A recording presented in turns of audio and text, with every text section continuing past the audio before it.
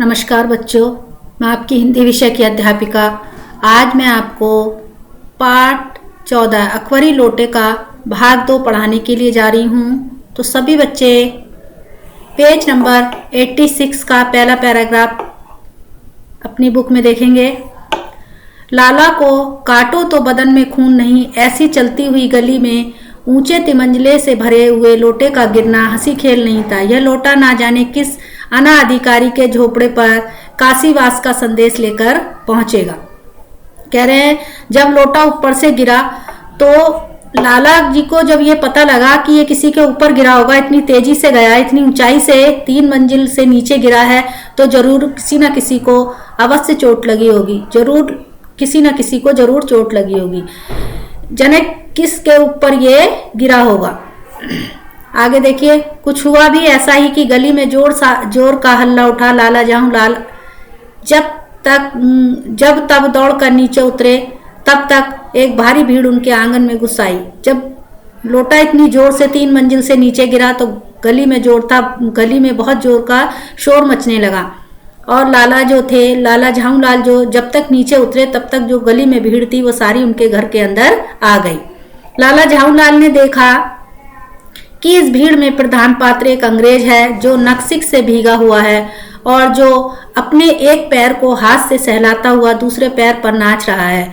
उसी के पास अपराधी लोटे को भी देखकर लाला झाऊ लाल जी फौरन 2 और 2 जोड़कर स्थिति को समझ लिया। क्या हुआ? लाला झाऊ लाल ने देखा कि भीड़ में जो मुख्य आदमी है, प्रधान पात्र मतलब जो मुख्य आदमी है, वो एक अंग्रेज है जो नक्सिक माने नखून से लेकर, नक्सिक माने होता है बच्चों नखून से लेकर और सर तक, ये हुआ नक्सिक मतलब नीचे से ऊपर तक पूरा भीगा हुआ है और अपने पैर को हाथ से सहलाकर दूसरे पैर पे नाच रहा है। जिस पैर पे उसके चोट लगी है उस पैर को वो सहला रहा है और दूसरे पैर से जो है घूम रहा है। उसी के पास जो है वो जो लोटा है जिससे चोट लगी है उसको उसे देखकर लाला जो थे वो समझ गए और उन्होंने 2 जोड़कर स्थिति का पता लगा लिया कि मतलब इसी को चोट लगी है और इसी के ऊपर जो है लोटा गिरा है। आगे देखते हैं, गिरने से पूर्व लोटा एक दुकान के साइबान से टकराया।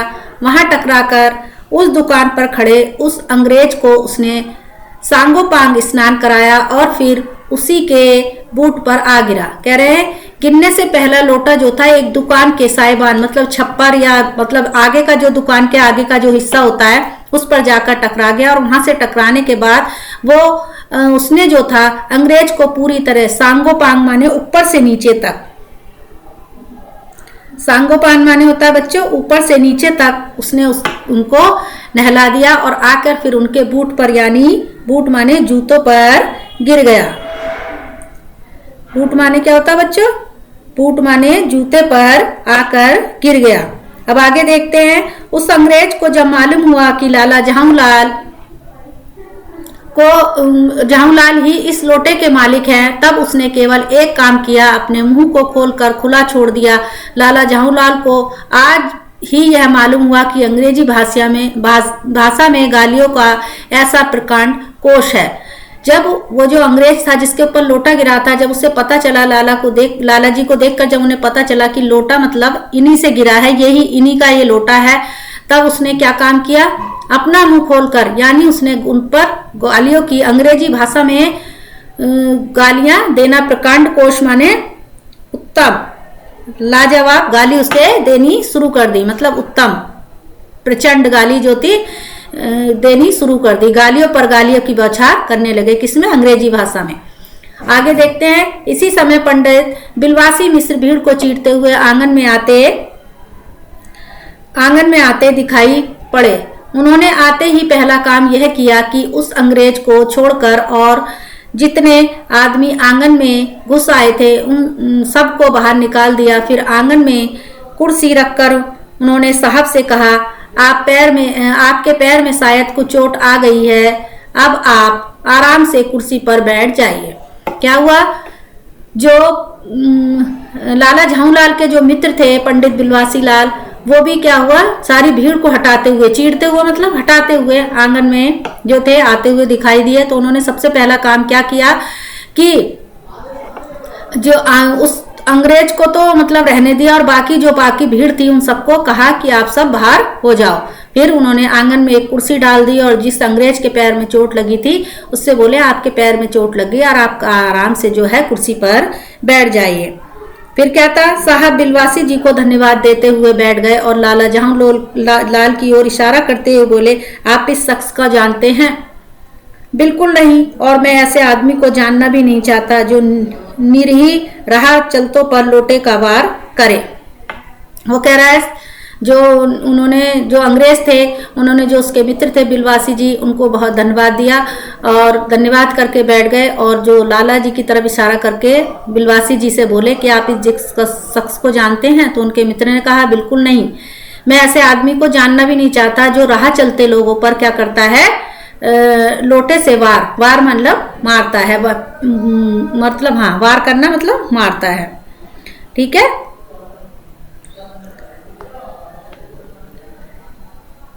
मेरी समझ में ही ये डेंजरस लुनाटिक, वो कह रहे हैं यानी ये खतरनाक पागल है। नहीं, मेरी समझ में ही ये डेंजरस क्रिमिनल, नहीं ये खतरनाक मुजरिम है। परमात्मा ने लाला जवाहरलाल की आंखों को इस समय कहीं देखने के साथ खाने की भी शक्ति दे दी होती तो यह निश्चय ही कि अब तक बिलवासी जी को वे अपनी आंखों से खा चुके होते। वे कुछ समझ नहीं पा रहे थे कि बिलवासी जी को इस समय क्या हो गया है। साहब ने बिलवासी जी से पूछा तो क्या करना चाहिए? मतलब क्या हुआ, वो जो अंग्रेज है वो कह रहा है यानी कि मतलब जो उनको कह रहा है जवाहरलाल जी को या ये खतरनाक पागल है, और नहीं वो कह रहे हैं बिलवासी जी कह रहे हैं कि नहीं मेरी समझ में तो ये डेंजरस यानी खतरनाक मुजरिम है।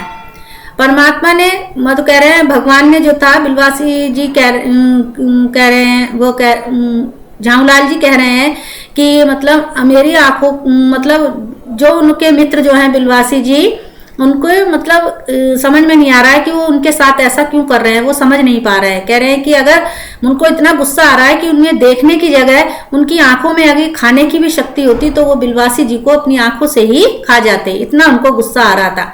तो वो कहने लगे, बिलवासी जी कहने लगे साहब अब क्या करना चाहिए? वो कह रहे हैं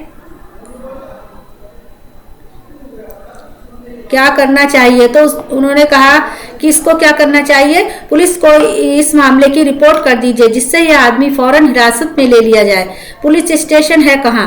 पास ही है, चलिए मैं बताऊं। चलिए, क्या कह रहे हैं वो कह रहा है अंग्रेज की यहाँ पर मतलब इस बिलवासी जी कह रहे हैं कि इस मामले की जो है जो आपके ऊपर लोटा गिरा है इसकी जो है रिपोर्ट कर देनी चाहिए इस आदमी को तुरंत हिरासत में ले लिया जाए, मतलब इस आदमी को हिरासत में मतलब बंद कर दिया जाए।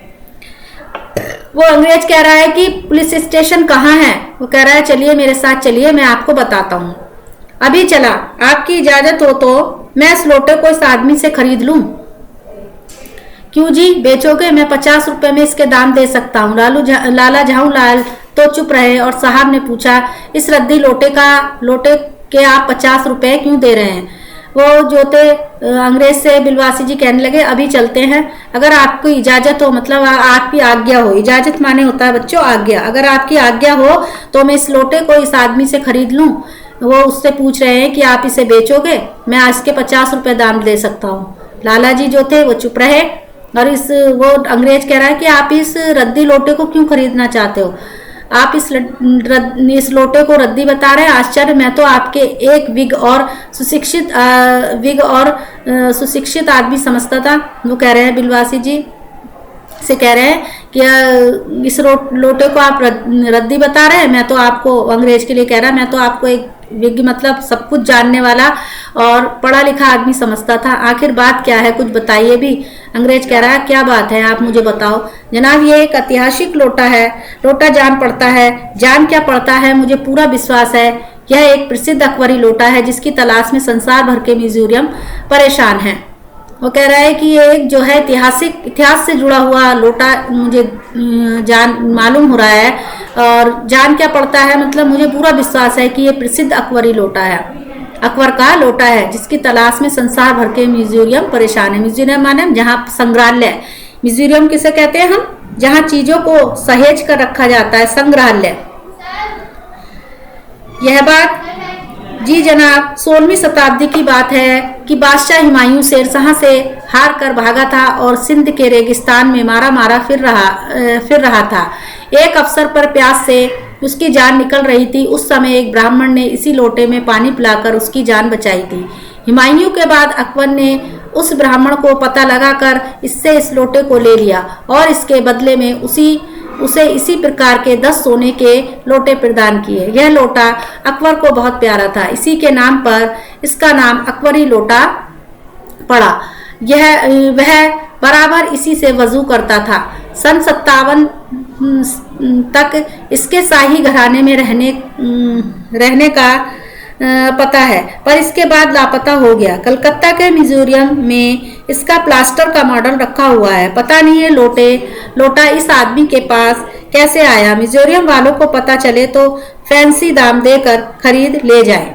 ये कह रहे हैं जी जनाब, वो अब जो था कहानी बताने लगे बिलवासी जी की जनाब 16वीं शताब्दी की बात है कि बादशाह जो था हुमायूं शेरशाह से हार कर जो था भाग रहा था, और क्या है सिंध के जो राजस्थान में था, इधर उधर मारा फिर रहा था। उस समय उसको बहुत प्यास लगी, मतलब प्यास से ऐसा लग रहा था कि उसके प्राण निकल जाएंगे। उसी समय एक ब्राह्मण ने उसे इसी लोटे से पानी पिलाकर उसकी जान बचाई थी। हुमायूं के बाद जो था अकबर ने उस ब्राह्मण का पता लगाकर, मतलब जिस हुमायूं को पिलाया था, तो हुमायूं के बाद उसके बेटे अकबर ने जो था उस ब्राह्मण से पता लगाया और ये लोटा ले लिया, और उसके बदले में उसे क्या है 10 सोने के लोटे और दे दिए। इस लोटे को लेकर 10 और सोने के लोटे उसे बदले में दे दिए। यह लोटा जो था सम्राट अकबर को बहुत प्यारा था। क्यों प्यारा था? क्योंकि इसी लोटे से पानी पिलाकर उसके पिता की जान बची थी। उसी अकबर को प्यारा था, इसीलिए इसका नाम अकबरी लोटा पड़ गया। वह इससे बराबर वजू करता था। वजू क्या, जैसे हम उससे पूजा करने से पहले मुँह हाथ धोते हैं, ऐसे मुस्लिम लोग भी क्या करते हैं, अपनी नमाज से पहले अपने हाथ पैर धोते हैं, उसे हम कहते हैं वजू। तो सन 57 में इसे शाही घराने में रहने का पता चला। मतलब 57 में पता था कि ये किसी राजसी घराने, शाही मतलब राजसी जो घराना होता है, घर होता है, उसमें रहने का पता चला। उसके बाद जो था ये लोटा वहां से लापता हो गया, गुम हो गया। कलकत्ता के म्यूजियम में इसका क्या है, प्लास्टर का मॉडल रखा हुआ, जो कलकत्ता का संग्रहालय है। म्यूजियम में बताया बच्चों, संग्रहालय उस कलकत्ता के जो संग्रहालय है उसमें इसका प्लास्टर का मॉडल बनाकर रखा हुआ है। पता नहीं ये लोटा इस आदमी के पास कैसे आया। अगर म्यूजियम वालों को पता चल गया तो मतलब अधिक दाम देकर भी इसको खरीद सकते हैं। तो ये था हमारा भाग 2, पार्ट 14 का भाग 2। धन्यवाद।